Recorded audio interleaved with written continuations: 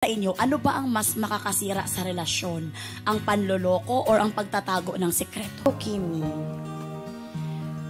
ako, hindi ko alam sa tanong natin sa taong mangloloko, sa taong mangloloko, sa taong mangloloko, sa taong mangloloko. Kayo mga kachika, ramdam nyo rin ba yung sakit na nararamdaman ni Kimi habang sinasagot niya yung mga tanong na yan na mismong siya naranasan niya?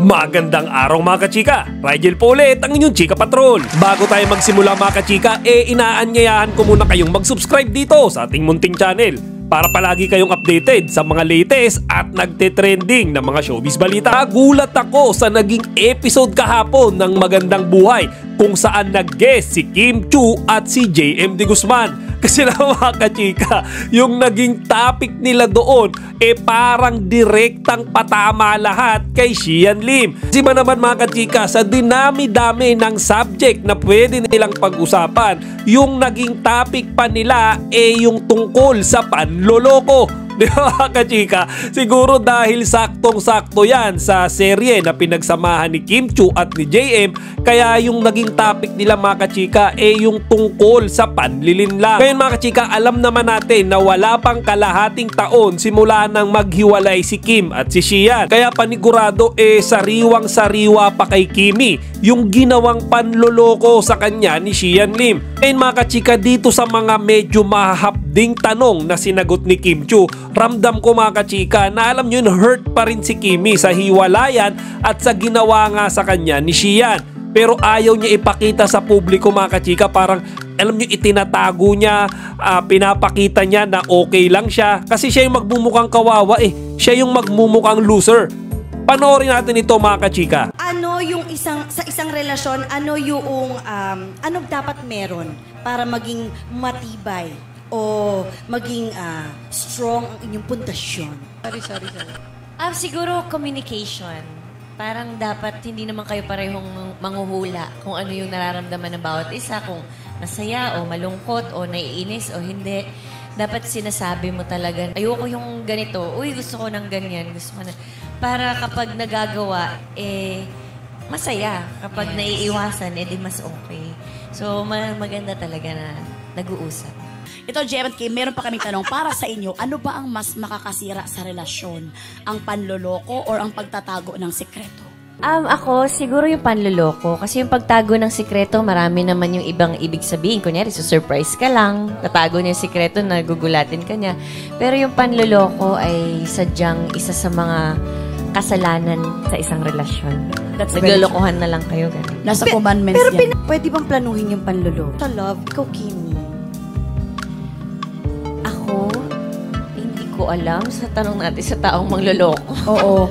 Panloloko when it comes to pag-ibig. Sadyang siguro, hindi naman natin gusto yun at hindi rin natin gustong maramdaman yun. Pero sana wag naman umabot sa mga ganun. Kasi kung hindi nyo na mahal ang isa't isa, aminin nyo na lang ang totoo. Di ba mga kachika, kung baga mahapdi para kay Kim Chiu yung mga tanong na yan. Pero alam nyo, pinilit niyang sagutin at naging professional siya. Wala siyang, alam nyo, binanggit na any na pangalan. Pero alam naman nating lahat mga kachika na lahat yan ay merong pahaging sa ginawa sa kanya ni Xian Lim. Di ba mga kachika, alam naman nating lahat na siya ay niloko, ginamit, nilinlang ng kanyang ex-boyfriend na iyon. Pero mga kachika, alam nyo yun, parang walang puot, walang sama ng loob si Kimi na alam nyo sumagot dyan sa interview na yan, naging professional siya.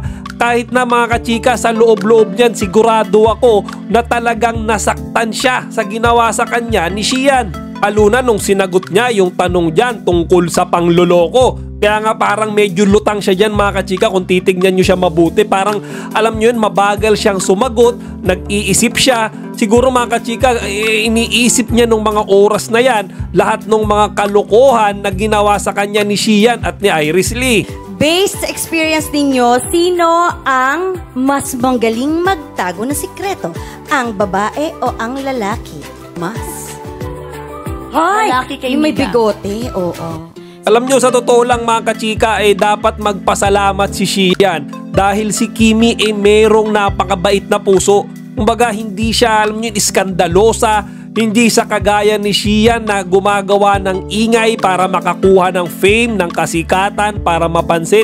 Napaka-professional ni Kimi, mga kachika. Bawat sagot niya dyan, mga kachika, sinisigurado niya pa rin na hindi naman madadamage ng ganong katindi yung image ni Xian. Kumbaga, kahit na niloko na siya nung taong yun, mga kachika, hanggang sa huli, meron pa rin siyang konting respeto na ipinapakita dito. Kayo, mga kachika, ramdam nyo rin ba yung sakit na nararamdaman ni Kimi habang sinasagot niya yung mga tanong na yan na mismong siya naranasan niya?